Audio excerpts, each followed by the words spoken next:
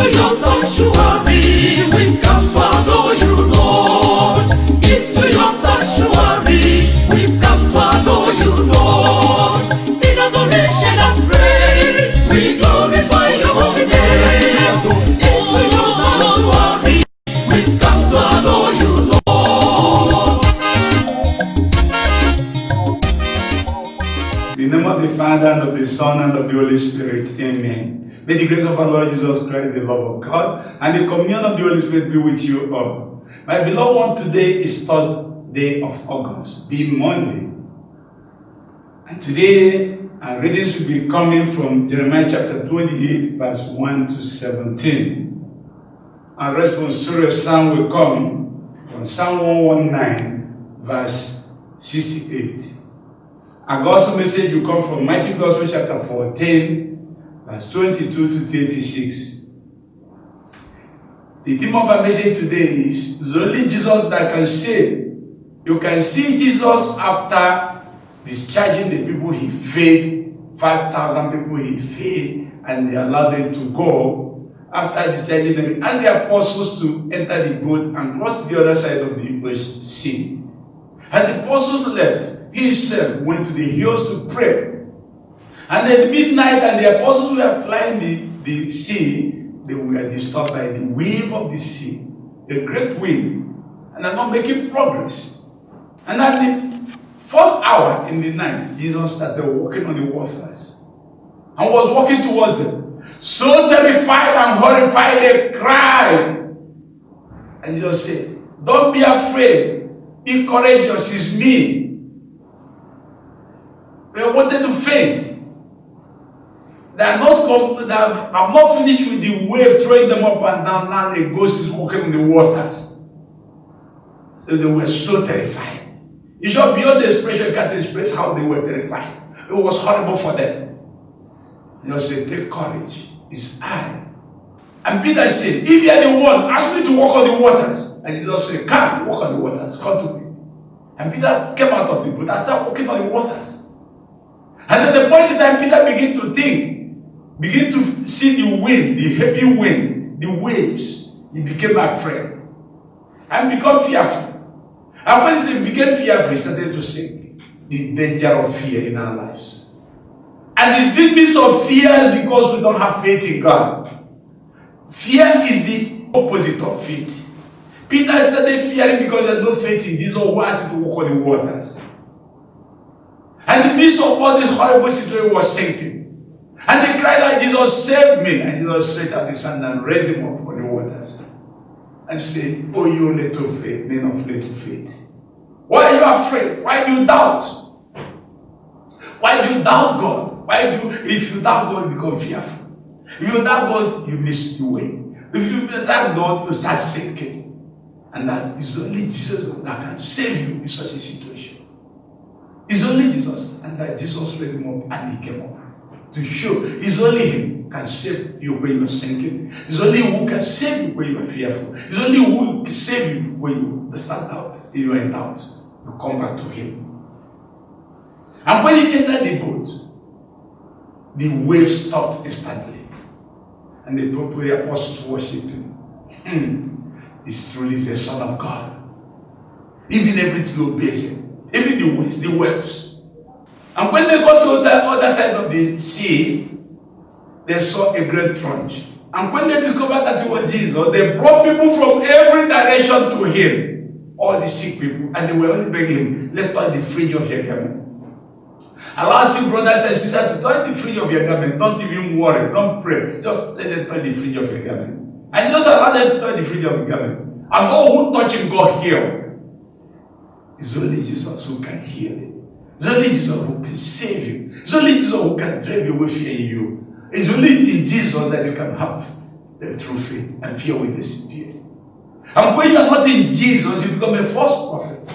And that's why today you can see the experience of Jeremiah and the false prophet. Prophet Hananiah, son of Azur, the prophet from Gibeon, came and prophesied wonderful things for the house of Israel.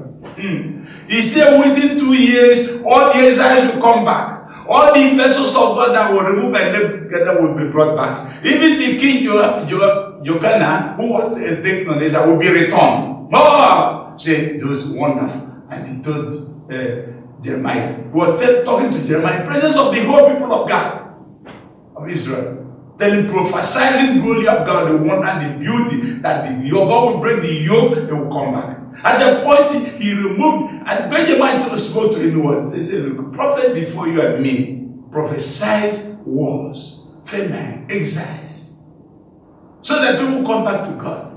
But you are now prophesying that the people in Israel will come back home. The people, the good things will happen to them. I pray, let it happen. Let it be done as you prophesied. But he reminded that prophet before you didn't prophesy this way you are doing. Do you see the difference? The prophet before you never did so. To show you the foundation of false prophets is that they have no foundation. They have no foundation. And now you can see the prophet of our times are preaching prosperity and things. They have no foundation. No prophet before them prophesy such. So Anna was prophesying, consoling, telling people lies that they want to hear. Telling them things that God never told them. And when Jeremiah said this, and he broke the wooden yoke on the leg of Jeremiah and said, that's the way the God will break the yoke of the Israelites out of the hand of Nebuchadnezzar the king. And the word of God came to Jeremiah. Thus says the Lord, you remove the wooden bar, I will now put iron bar on the necks of all the nations, and they will worship and they will serve Nebuchadnezzar. And I will give him power over the beasts of the field. You see the trouble again. You think you can remove, you can just talk things that people like, make it life for them, and you get into a greater trouble. And then Jeremiah prophesied again and said, you have told lies to the people, you have made people not to trust the Lord. You have misled the people. Therefore, thus says the Lord, you will be removed from this earth.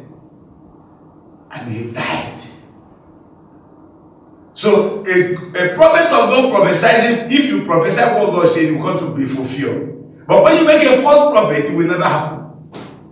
So all he prophesied never happened. And he died because he misled the people. He prophesied falsely because he has no faith in God. He was thinking this human thing is doing. He was manipulating the people for his own benefit. Not that what God is telling them. God is calling people to repentance and you're telling them there is no problem. God is very kind God. He doesn't care. He's a forgiving God. He's a merciful God. You are saying the truth. But until the people turn back to him, you never ask the people to turn back to him. And telling them that all that God made will be revised. Telling them they will prosper. Telling them that is not their portion. Telling them it's not their sorrows. All their own is to eat and drink and live in glorious houses and live in abundance. When you see all these things, you think you are talking about God. You are talking about earthly things and things of the earth. Worldly things, and you are an enemy of God. And now why today, the same people who understood this truth so well today, they emphasize that it's only Jesus that we are saved, and it's only Jesus who can be redeemed. When Jeremiah finished with this man, he saw there is a difference between the true prophet and the false prophet. And now when the same people who understood this so well say, teach me your statutes, O Lord.